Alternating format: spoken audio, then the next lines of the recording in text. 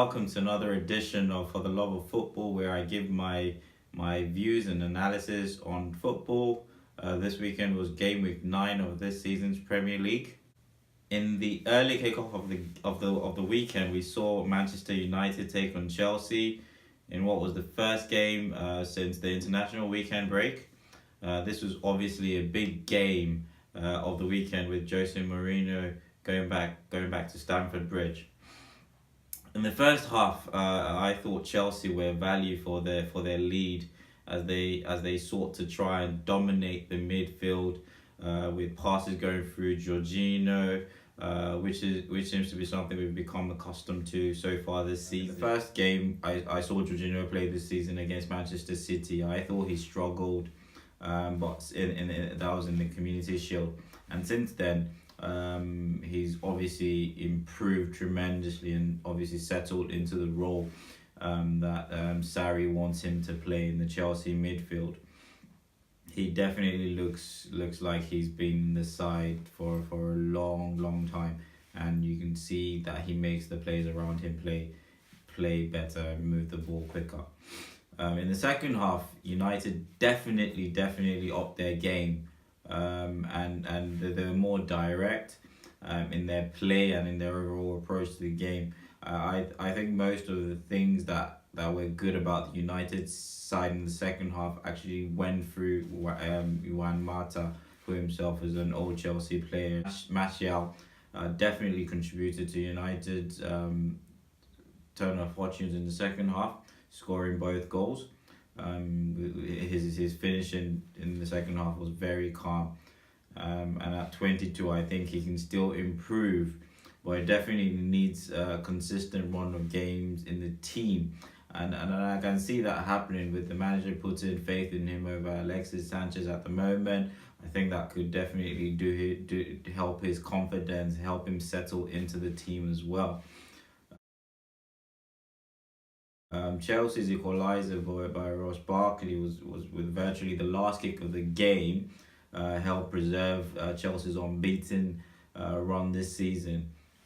But the only thing is that obviously they now slipped into third position on the table. In the other game from the weekend, we saw Manchester City beat Burnley 5-0. With 5 different players on the score sheet maintaining their unbeaten run this season.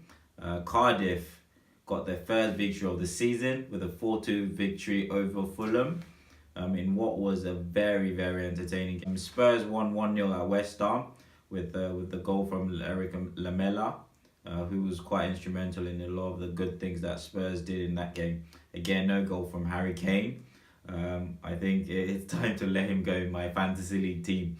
Southampton versus Bournemouth ended 0-0. Not much to talk about in that game. It was both teams trying to go at it, but not much happened in that game. Newcastle lost again 1-0 to Brighton, and rock bottom with just 2 points so far this season.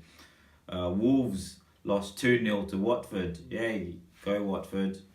I was particularly impressed with the way Watford approached this game. They dominated the possession and the passing against the Wolves side, who've taken points from United and City already this season.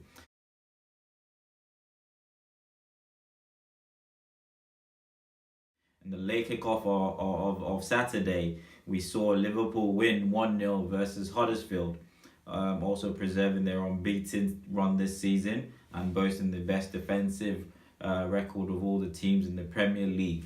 The goal in that game came from Mo Salah, who's had 4 goals so far this season. And over to Sunday's game, where we saw Everton take on Crystal Palace. Everton scoring both their goals in the last 5 minutes of the game. Both goals coming from substitutes, with Calvert-Lewin getting the first goal with an assist from Ademola Lookman, who was also a substitute. And then Sheikh Tosun getting the second goal in the 97th minute. Those are all the games from the weekend. On Monday, we see Arsenal take on Leicester City in what's the last game of game week 9. Now to the Premier League table.